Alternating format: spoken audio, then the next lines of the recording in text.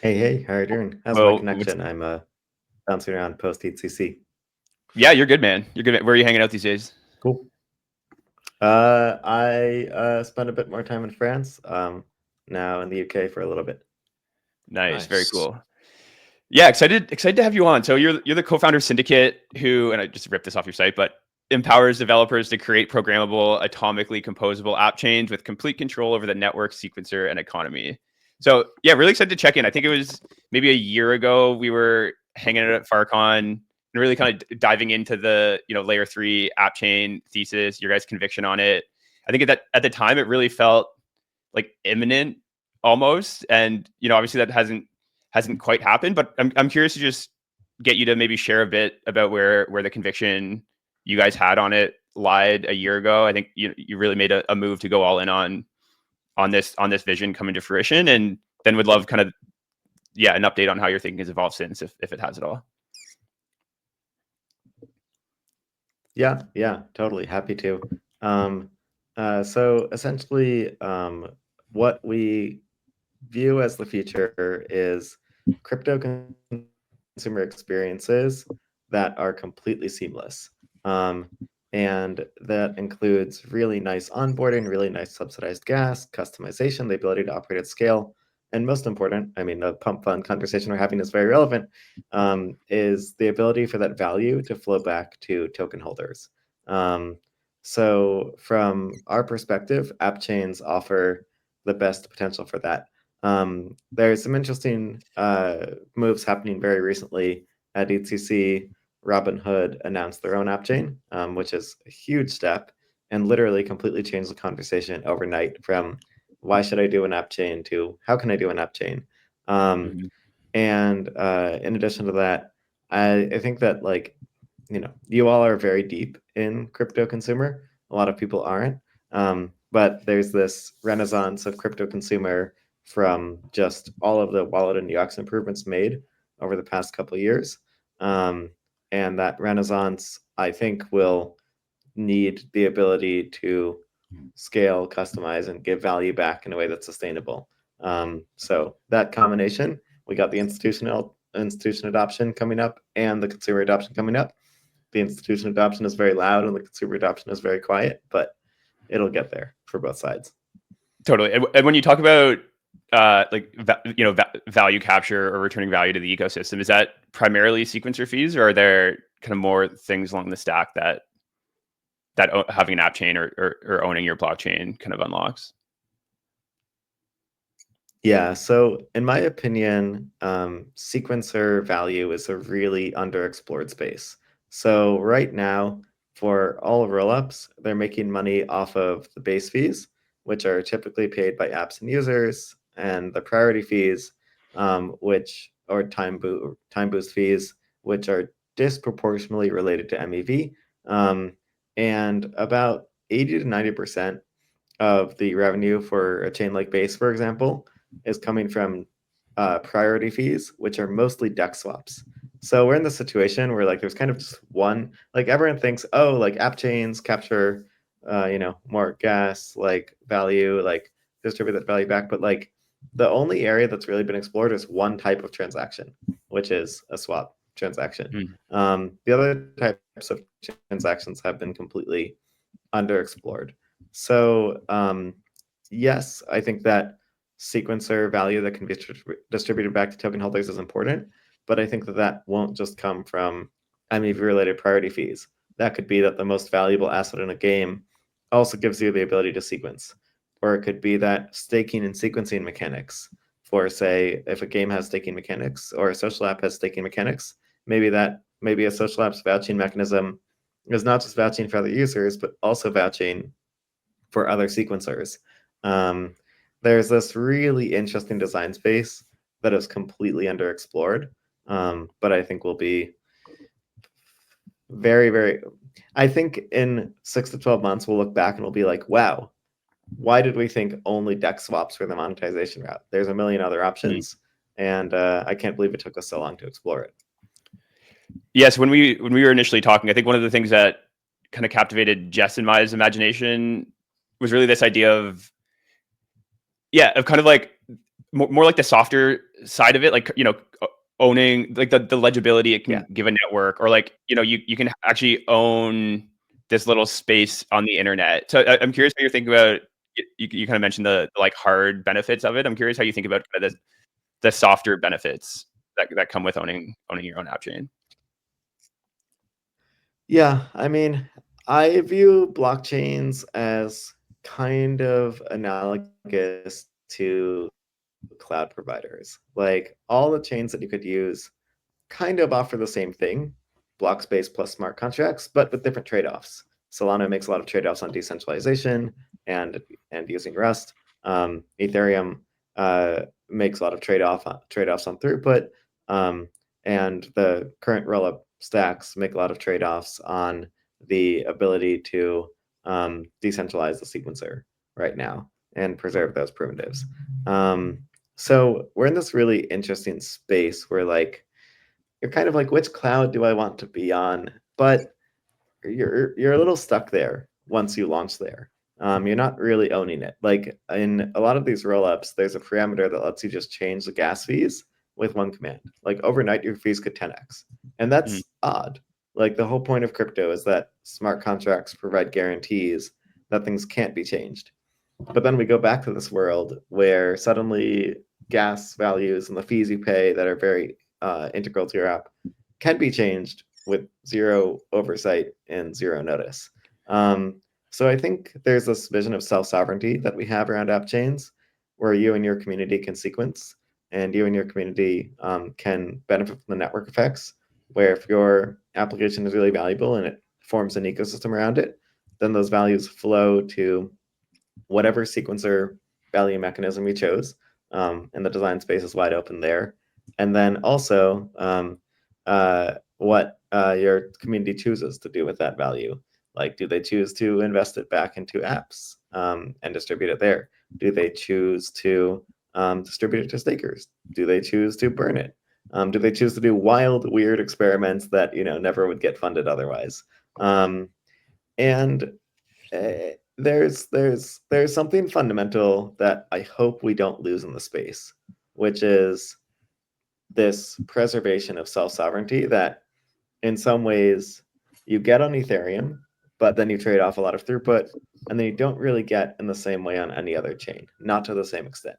I'm hoping we can find a better balance than, like unusable for consumer apps, but very sovereign, and highly usable for consumer apps, but you're on someone else's platform that could be changed at a moment's notice. I think there's a balance, and I hope that app chains can strike that. Yeah, I love that.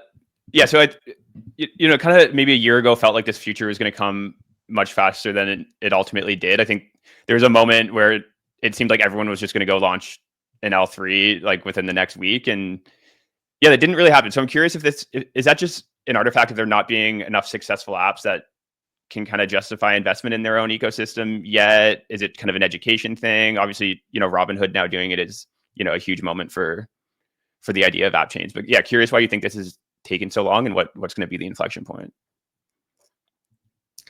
Yeah, I think that it's twofold. So the first factor is that you're right, there are not many apps that have hit the point where they have enough usage, enough utility, enough scale to need this upfront. Now, it's actually a pretty low threshold when you start to need it. Like if you try to send about 12,200 transactions on base, you're probably going to spike gas fees to $1 if you try to send it all at once. Like it doesn't take a lot of scale to Right. get to the point where you need this. But there's a second element, which is that if it were really easy to do, you could do it right away. If it's really hard to do, you probably want to wait until you're at the point where your app is really robust to migrate to your own chain. And you're even seeing this with like some of the more delicate launches like Robinhood, which really needs to get things right. They're starting on Arbitrum before they move to their own Robinhood app chain. And I think that's like twofold. Apps need to grow and app chains need to get easier. A year ago, they were honestly pretty hard. I think there were some growing pains for the ecosystem around it, and they weren't perfect. Luckily, like over the past year, all of the providers who are interested in serving app chains have already updated themselves to be multi-chain in a substantial way. I was getting quoted 8 weeks to deploy account abstraction a year ago. Now it's instant. A year ago, it was 50K plus to deploy.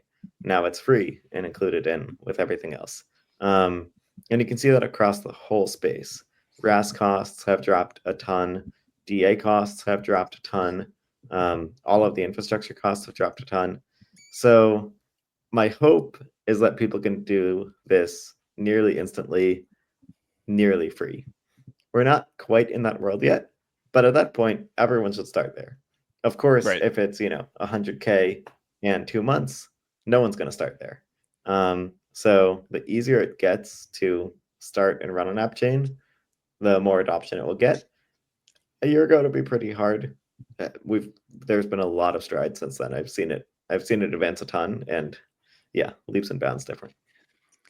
I mean, I think even this like world of embedded wallets that we now exist in makes app chains a lot easier to onboard people into. Like, I think pre this, the idea that you could tap into an existing liquidity base or build an app chain and have to like get people to bridge and deal with all the frictions of that, like when DGen did it, for example, like that was a very like friction filled experience for people. But now that every app has an embedded wallet, you have to deposit money anyways, whether that's just happening on your app chain versus somewhere else, like kind of doesn't really impact the experience that much. It's a much more normal user experience for crypto natives, at least, which is ironic. Yeah, because it wasn't a couple years ago. That's actually yeah, absolutely. And that's a really interesting part of the market is like the two sides of the market are very, very different right now. One side is, this should feel just like a regular consumer app. That's what we're trying to do with the Drift, which is a game that registrations are closing in 40 minutes. And some alpha is like, there's some really, really interesting randomness designs we built around essentially like how long your ship can survive on this app chain. It's a game where you need to repair your ship and you need to make sure the ship survives for a while. There's all sorts of buffs and debuffs and interesting factors built in that we want to make transparent and verifiable. And yeah, I'm really excited for like in 40 minutes when those mechanisms start. But some alpha for all of Seed Club is don't just mash the button to keep on repairing your ship. Be thoughtful about it. You're welcome to mash the button if you want to. But if you're trying to do a repair in real life, you wouldn't try to do the repair all at once in a row either. You'd space it out a bit and do it thoughtfully. Okay, wait. I'm so sorry. I'm sorry. My internet cut out, but I feel like you're dropping this whole thing about the Drift. Could we get like a recap on what's happening here? I need the download. Yeah. So basically, we wanted to show our vision of what app chains should be, and we're like, let's show this in the context of a game that feels fun to play. You don't need a wallet. You don't need anything else. You don't need funds. You don't need a bridge. Just log in like any other application, and once you log in like any other application, you're good to go and you can start playing. And the theme is basically that you're a ship adrift at sea. There's, like tens of thousands of other ships now adrift at sea with you. And everyone is trying to survive as long as possible. And they need to come back and repair their ship. And as they do so, the app chain injects some really interesting randomness that is both fair and verifiable. So you can't manipulate it, but you can confirm that it's legit, which is the place that we want to be in for crypto, especially for these use cases that involve some significant concept of fairness. Some alpha related to that is if you're doing a repair in real life, you wouldn't just try to do everything all at once. Don't just mash the button. Don't try to keep on going again and again. Take your time, space it out, think about your next moves. That it's just the first thing for us. There will be more. There's a lot of things we're learning in real time alongside everyone else. We're very excited for it. And this is like the vision of like, it should not feel like crypto. the original version we built for this didn't even expose any block explorer wallet addresses. And we're like, okay, maybe that's a little too far on the consumer side. Maybe we'll dial it back a little bit and make it feel a little more crypto consumer. But the original version was like, just felt like a regular game. You'd have no idea crypto was going on.